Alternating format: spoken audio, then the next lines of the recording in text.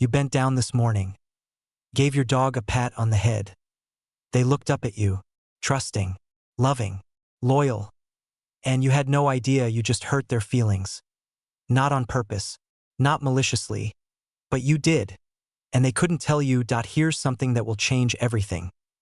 Dogs have the emotional intelligence of a 2-year-old child. They feel joy, they feel sadness, they feel betrayal. And every single day we do things, small, seemingly harmless things, that quietly break their hearts. We don't mean to. We love them. We do anything for them, but we're speaking a different language, and they're too loyal to walk away. Today, I'm going to show you 10 things you might be doing right now that are hurting your dog's feelings. Some will surprise you, some will devastate you, but all of them, they're fixable. Because your dog deserves to feel as loved as they make you feel. Before we begin, if you love your dog enough to learn their language, if you want to stop accidentally hurting the one who loves you most, subscribe right now, because the dogs who feel truly understood, they're the happiest ones. And if you won't subscribe, tell me why in the comments. Where are you watching from? Your dog can't speak up, but you can. Let's start with something you probably don't even realize you're doing. Inconsistency. Picture this. Yesterday, you fed your dog at 7 a.m. Today, it's 9 a.m. and the bowl is still empty. Your dog doesn't understand, I slept in, or I was busy. All they know is, something changed. And I don't know why. Dogs are creatures of habit. Not because they're rigid or boring, but because routine equals safety. In the wild, a stable pack has predictable patterns, clear leadership, consistent rules. When those patterns shift without explanation, it triggers anxiety. Did I do something wrong? Is my pack falling apart? Am I still safe? Those are the questions running through your dog's mind when you're inconsistent with feeding times, walk schedules, or even the rules you enforce. Think about your own life for a second. Imagine your paycheck came at random times. No pattern, no warning. You'd feel anxious, right? Unsettled. That's how your dog feels when their routine keeps changing. They're not being dramatic. They're not high maintenance. They're just trying to understand their world. And when that world keeps shifting, they can't relax. They can't feel secure. So here's what you can do. Pick times. Stick to them. Feed at the same time. Walk at the same time. Even bedtime, keep it consistent. Because that predictability is not boring to your dog. It's love. Now, consistency is one thing, but what comes next? It's a punishment method so common, so normalized, and it's devastating. You come home. There's a mess on the floor. Your dog knows they did something wrong. Their ears are back. Their body is LOW. So you grab them. You push their nose into it. You say no, and you think you're teaching them. But here's what's really happening. Your dog has no idea why you're angry. None. Dogs live in the present. That accident happened hours ago, maybe even just minutes ago. But in dog time, that's ancient history. When you rub their nose in it, they're not thinking, oh, I shouldn't have done that. They're thinking, my person is hurting me. I don't know why. I'm scared. That lowered body? Those pinned ears? That's not guilt, that's fear. Imagine someone you love walked up to you, grabbed you, and shoved your face into a mistake you made hours ago. No explanation. Just anger. You'd feel humiliated, confused, betrayed. That's exactly what your dog feels. And the worst part, it doesn't even work. Your dog doesn't learn, don't pee inside. They learn, my person is unpredictable and scary. So what should you do instead? If you catch them in the act, affirm no and take them outside. If you discover it later, just clean it up. No drama. Address the behavior, not the dog. This one is going to surprise you. Because it's something we all do. It's so automatic, we don't even think about it. You see a dog. You reach down. You pat their head. Affection, right? Not to them. Think about it from their perspective. A giant hand. Coming from above. Looming over their head. In dog language, that's not affection. That's a threat gesture. Especially for anxious dogs, rescue dogs, or dogs who've been hurt before, that hand coming from above triggers their instincts. Protect your head. Something's coming. Even confident dogs tolerate head pats more than they enjoy them. Watch closely next time. You'll see it. The slight flinch. The turned head. The stiffened body. They're not leaning into it. They're enduring it. So where should you pet instead? The chest. The shoulders. The base of the tail. Long, slow strokes along the back. These areas feel good to dogs. Watch their body language when you do it. Do they lean in? Do they close their eyes? Does their tail wag softly? That's enjoyment. That's connection. But if they pull away, stiffen, or lick their lips nervously, they're asking you to stop and respecting that boundary. That's love too. If you're already seeing your interactions differently, if you're realizing how much we misunderstand about dogs, then don't leave without subscribing, because every video we make helps you decode what your dog has been trying to tell you all along. Your dog is speaking. Are you listening? Now, petting might seem small compared to what's coming next. Because this one, it damages more than feelings. It damages trust. Your dog chewed your shoe. Or jumped on a guest. Or barked at the wrong time. And you yelled. Loud, angry, frustrated. You thought you were correcting behavior. But here's what your dog heard. Dogs don't understand words the way we do.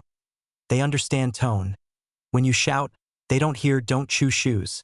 They hear, "My pack leader is angry and aggressive. I'm in danger." Their stress hormones spike. Their heart rate increases. And the bond between you fractures. Just a little, just enough. Studies show that dogs who are yelled at regularly develop higher anxiety levels, lower confidence, and sometimes even aggression, because they're living in constant fear. Imagine the person you trust most in the world screaming at you. Not explaining. Not teaching. Just rage. You'd shut down. You'd feel small. Afraid that's your dog's reality when you shout. So what works instead? Calm, firm communication. Use the same command every time. Use the same tone. Strong but not aggressive. Dogs thrive on predictability. When you're calm and consistent, they learn faster. They feel safer. And the bond between you, it deepens instead of breaking. Let me paint you a picture. Your dog brings you a toy, drops it at your feet, looks up at you with those eyes, and you're on your phone, watching TV, busy. Not now, buddy. They walk away, and a little piece of their heart breaks. Dogs are social animals. Connection isn't a want for them. It's a need. When we consistently ignore their attempts to engage, whether it's play, affection, or just acknowledgement, we're not just being busy, we're telling them they don't matter. And for a dog whose entire world revolves around you, that's devastating. Boredom in dogs doesn't just lead to bad behavior. It leads to depression, anxiety, learned helplessness. They stop trying. They stop asking. Not because they don't need you anymore, because they've learned you won't respond. Think about what it would feel like to constantly reach out to someone you love only to be ignored.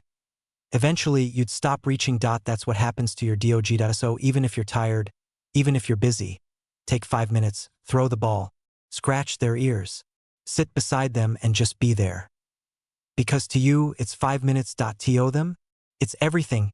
If this is hitting you harder than you expected, if you're realizing how much your presence matters to your dog, subscribe before you forget. Because understanding your dog isn't just about training, it's about love. And your dog needs you to understand them. But we're not done yet.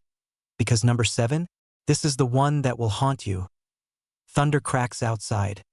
Your dog is trembling, hiding under the table. And you laugh. It's just thunder. You're okay. But they don't feel okay. And now, they feel something worse. Alone. Fear is real to your dog. It doesn't matter if it's just thunder or just a vacuum cleaner. To them, it's a threat. A danger they can't understand or escape.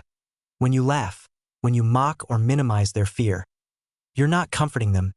You're showing them they can't trust you to protect them. Dogs look to us for reassurance, for safety. When we laugh instead of soothe, we betray that trust. Imagine being terrified of something, and the one person you trust most in the world laughs at you. That's abandonment. That's humiliation. Your dog needs you to be their safe place. So when they're scared, don't laugh. Get down on their level. Speak softly. Pet them gently. Let them know, I'm here. You're safe. I've got you. And if their fears are severe, talk to a vet or behaviorist about desensitization. But never, ever make them feel stupid for being afraid? Here it is. Number 7. The one that triggers something primal. You're testing your dog. Showing dominance. You reach down mid-meal and take their bowl away. I'm the alpha. I control the food. But here's what you're really doing. You're creating a trauma response. In the wild, food is survival. Protecting it is instinct. When you take food away without reason, you're not establishing leadership. You're teaching your dog that eating is dangerous, that they can't relax, that they have to guard. And over time, that anxiety turns into food aggression, the very thing you were trying to prevent.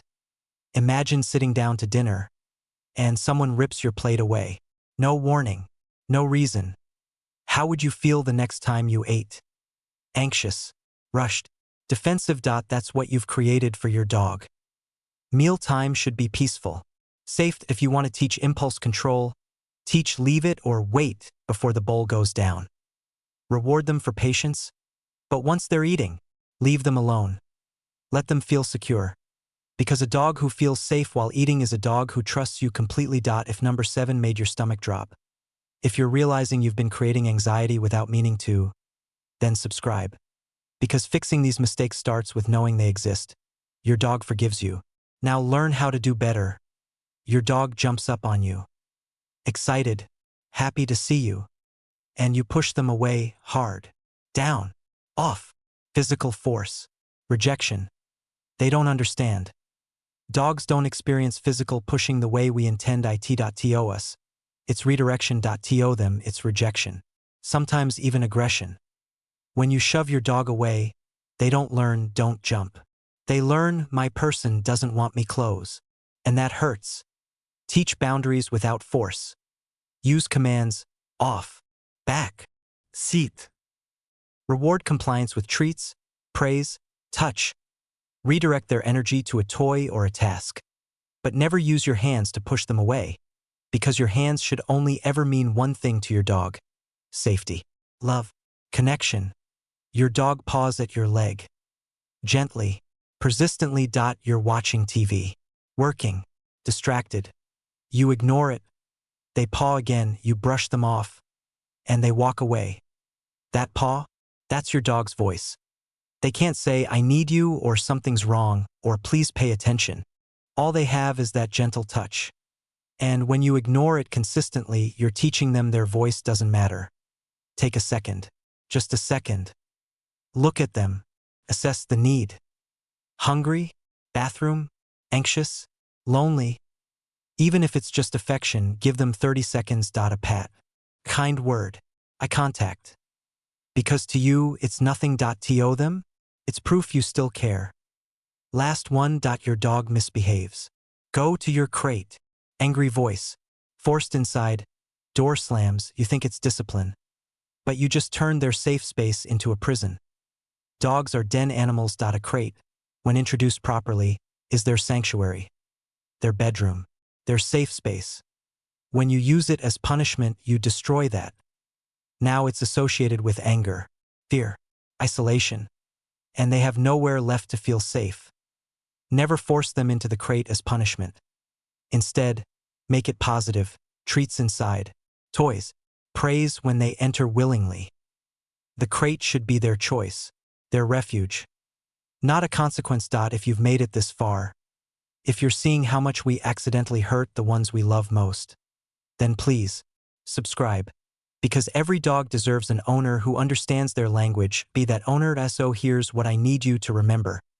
Your dog doesn't speak English, but they speak volumes in their own way, through their body, their behavior, their trust.